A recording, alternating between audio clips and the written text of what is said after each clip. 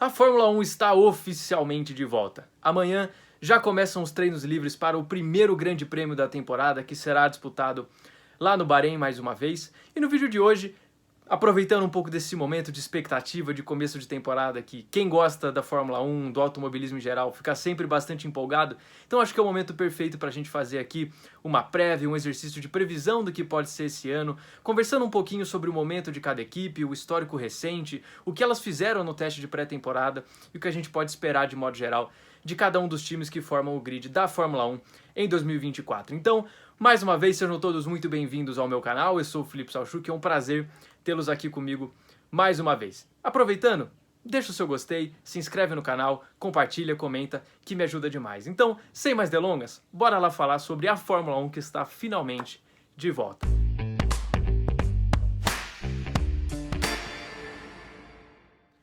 Muito bem, então para começar, como a gente vai passar um pouquinho sobre cada equipe, são 10 ao todo, não dá para se estender muito em cada uma, trazendo muitos detalhes, porque senão esse vídeo vai virar um documentário, vai passar de mais de uma hora.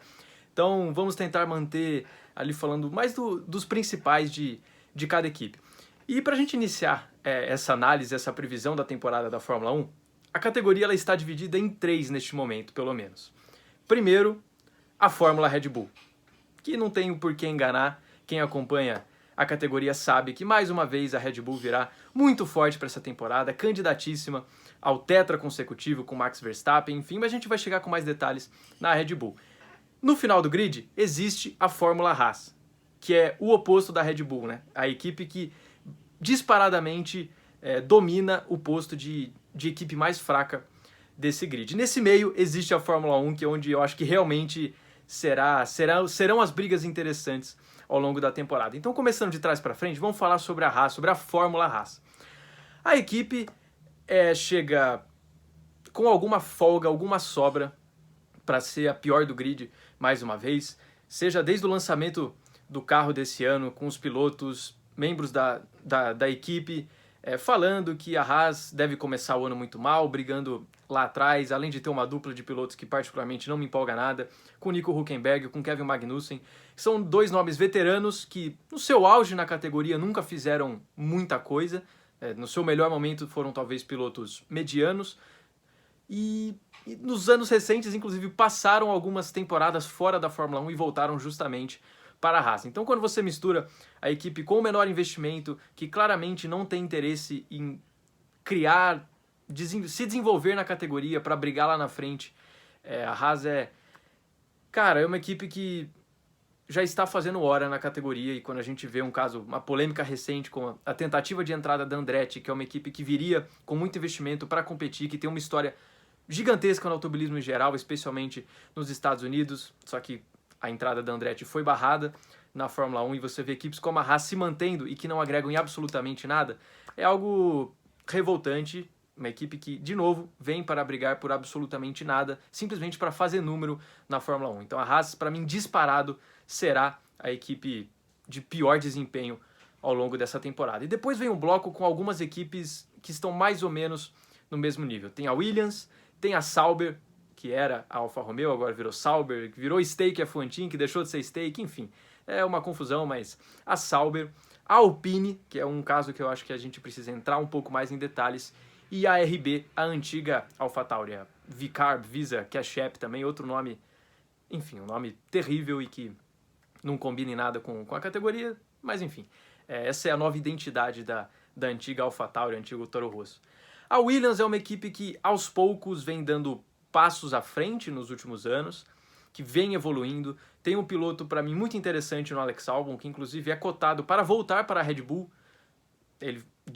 Os rumores são de que a antiga equipe dele teria oferecido um contrato de 3 anos a partir do ano que vem para substituir Sérgio Pérez e ser a dupla de Max Verstappen. Eu confesso que eu adoraria ver o Albon com uma segunda oportunidade num carro como o da Red Bull. Acredito que ele faria muito mais do que o Pérez tem feito nos últimos anos. Então a Williams é uma equipe que tem dado pequenos passos, melhorado ao longo dos anos. É uma equipe que em algumas corridas consegue brigar por pontos constantemente, especialmente com o Alex Albon. O Logan Sargent não deveria ter sido mantido esse ano. Havia expectativa de que o Drugovich pudesse assumir o lugar dele na Williams, mas eles mantiveram o Sargent para esse ano, uma aposta que já cometeu alguns erros na pré-temporada. É um piloto lento, não é um piloto de nível de Fórmula 1, e a Williams fica muito presa com o desempenho de um piloto no Alex Albon, que é um nome interessante, mas com um carro que vem evoluindo ao longo dos anos, mas eu não acho que pode brigar por muita coisa. Isso, para mim, é parecido com a situação da Sauber. Eu acho que são duas equipes que vão brigar ali entre a 8ª e 9ª posição, mas estão num nível nivelado, eu diria. São equipes com um desempenho bastante semelhante para o que eu espero para essa temporada, com uma dupla um pouco melhor, porque o Guan Yu Zhou é um piloto ok, que teve um começo de ano bom ano passado, é um cara capaz de conquistar pontos com a Sauber. O Bottas, um veteraníssimo, mas eu não sei até que ponto também o Bottas já está tão interessado em desempenhar na Fórmula 1. Ele é um cara que para os próximos anos eu já acredito que ele não fará parte mais do grid, mas foi uma equipe que teve seus momentos na pré-temporada. Eu acho que não tem um carro tenebroso ali do meio para o fundo do grid, mas pode fazer a sua graça em determinadas provas. Aí depois são duas equipes que realmente me interessam neste meio para o fundo de pelotão, que é o caso da Alpine e o caso da RB. Primeiro, a Alpine. É uma equipe que vinha em uma crescente desde o último ano de Renault, até mesmo quando no seu rebranding virou Alpine. Era uma equipe que vinha em evolução, que inclusive conseguiu ganhar uma corrida em 2021. Acho que foi 2021 que teve a vitória do Ocon na Hungria.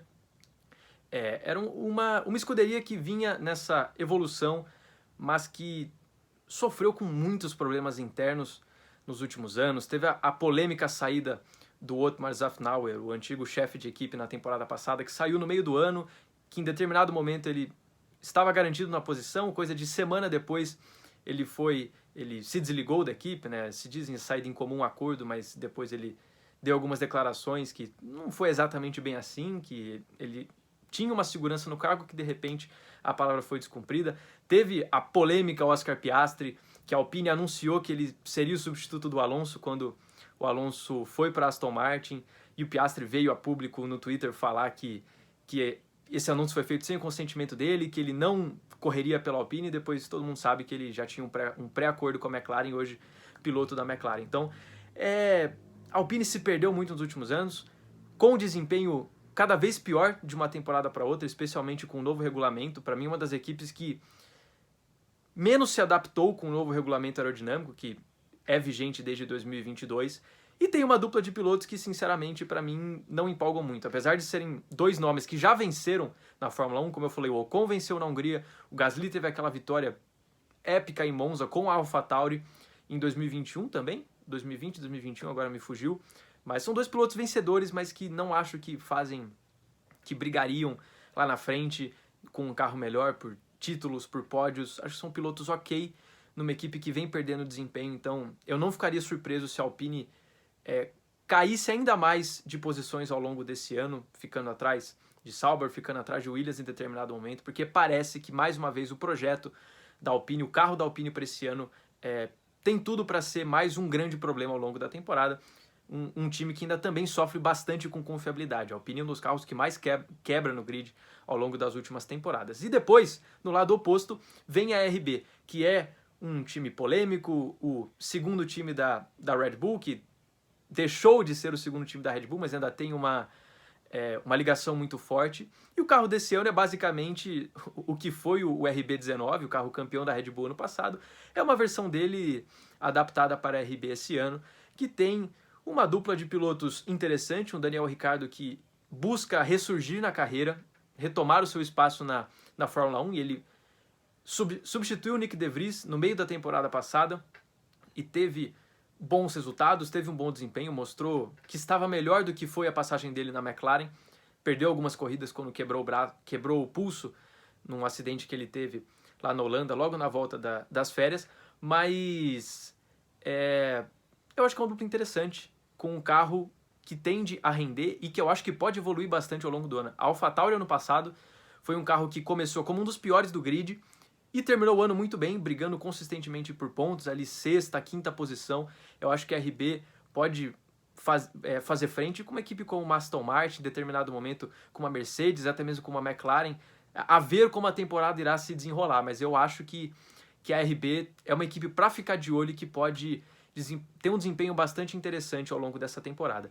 E aí a gente entra no segundo bloco, o topo da categoria Fórmula 1, que está abaixo da categoria Fórmula Red Bull ainda, que está composta por, na minha visão ao menos, Aston Martin, Mercedes, McLaren e Ferrari. Aston Martin começou o ano passado de maneira surpreendente, com um carro que nasceu muito bem nas mãos de Fernando Alonso, que logo nos testes já demonstrava ter um desempenho acima do esperado, e nas primeiras corridas do ano foi muito bem, era presença constante num pódio exclusivamente com Fernando Alonso, pois Aston Martin é uma equipe de um piloto só. Mesmo quando a temporada começou favorável para a equipe inglesa, Lance Stroll em nenhum momento conseguiu desempenhar e entregar pontos de forma consistente, brigar por pódios, nem perto disso.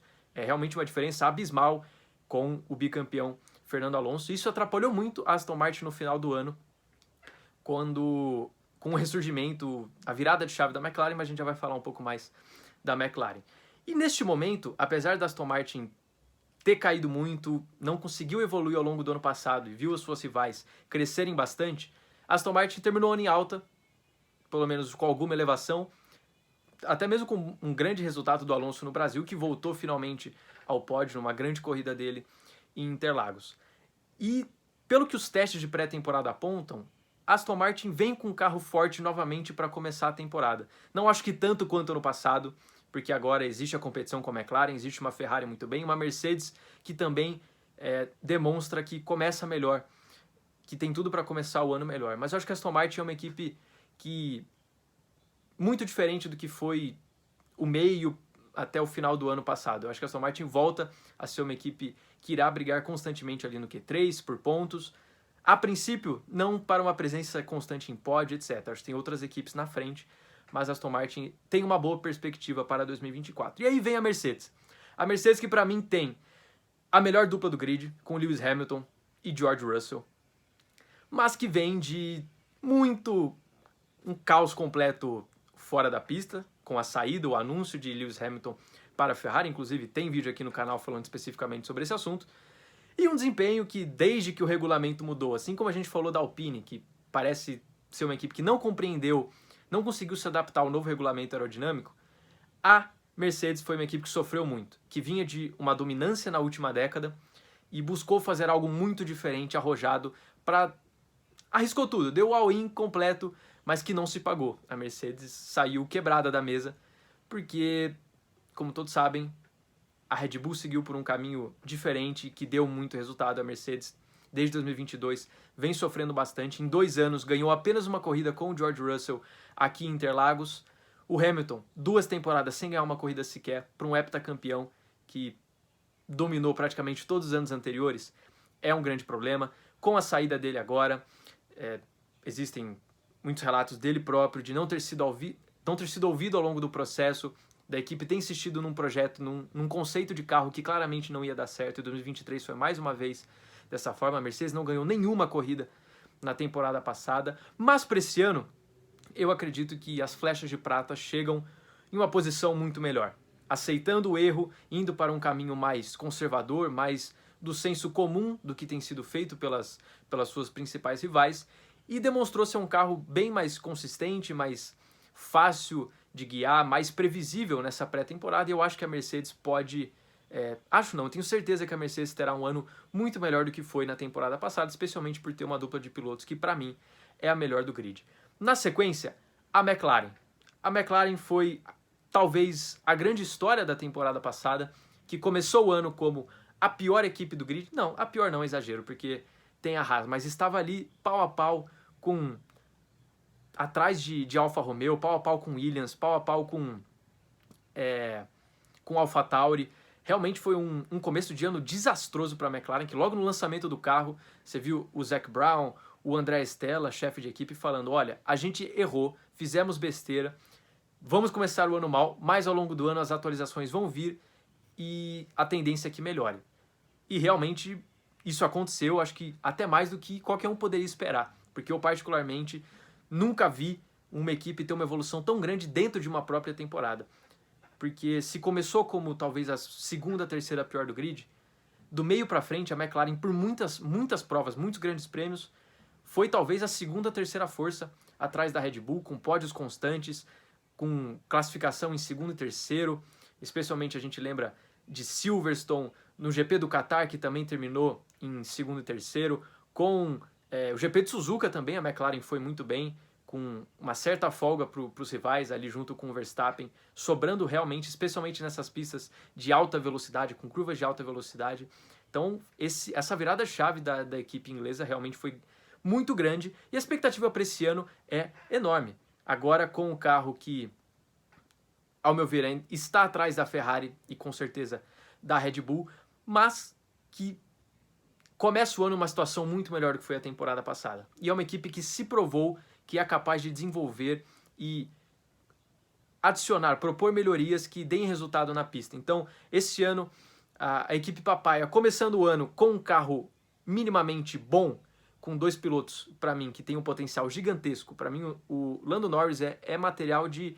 Com o carro na mão, ele poderia brigar sim por um título mundial, junto com Verstappen, junto com Lewis Hamilton, junto com Charles Leclerc. Eu acho que ele é esse nível de piloto.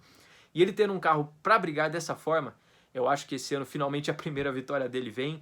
O Piastri é um piloto assim que encanta dessa nova geração da Fórmula 1. Ele é um cara que não à toa gerou toda essa briga entre Alpine e McLaren para conseguir o contrato dele. E ele logo na temporada de calouro, que é um período de adaptação para a grande maioria dos pilotos, ele foi muito bem.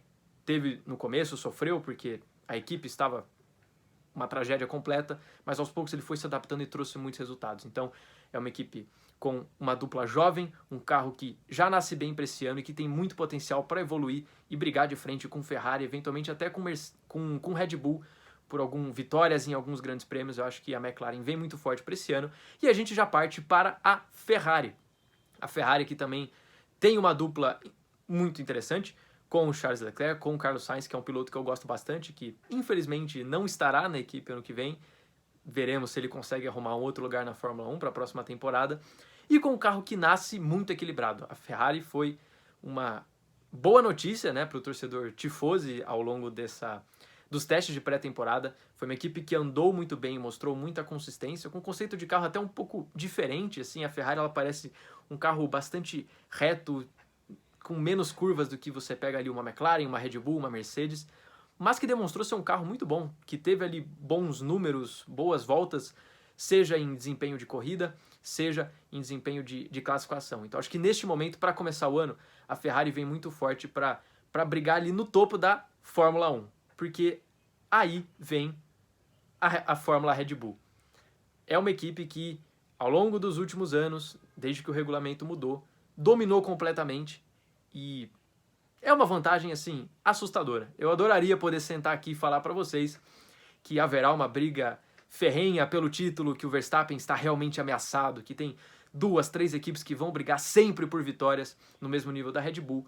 Mas o fato é que eles, sabendo que o projeto deles com certeza seria copiado, ou pelo menos fortemente, serviria de forte inspiração para as outras escuderias, eles inovaram, tendo a cabeça de todo o projeto, do desenvolvimento dos carros da Red Bull. O Adrian Newey é talvez o maior projetista da história da categoria.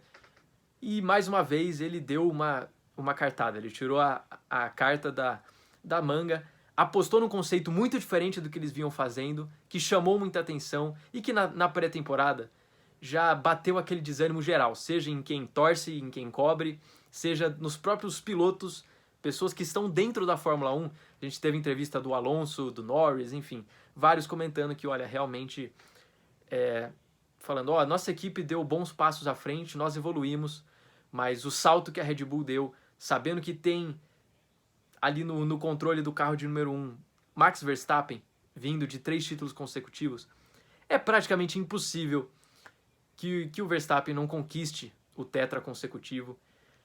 Mas essa é a realidade, não tem como a gente chegar aqui e mentir e falar que será diferente. A tendência é que a Red Bull sobre na frente, especialmente neste começo de ano, mas quem sabe ao longo da temporada, com as equipes evoluindo, a briga não pode ser mais próxima ao menos do que foi nos últimos 2 anos. mas o fato é que mais uma vez a Red Bull vem muito forte, com um carro que parece ter nascido de maneira muito acima dos demais e tem tudo para conquistar mais um título mundial de construtores, especialmente mais um título mundial de pilotos com Max Verstappen, que a cada ano que passa vai se garantindo, vai se colocando de vez como um dos grandes nomes da categoria, um dos grandes nomes do automobilismo. Então, é isso, né? Acho que passamos por tudo, uma análise geral, trazendo alguns detalhes, alguns pontos de cada uma dos times que participarão do grid da Fórmula 1 nessa temporada. E agora eu quero ouvir vocês, torcedor mercedista, torcedor da McLaren, da Red Bull, da Ferrari, enfim. Seja lá para quem você torce, para o piloto que você gosta. Tenho certeza que você está empolgado por este começo de temporada,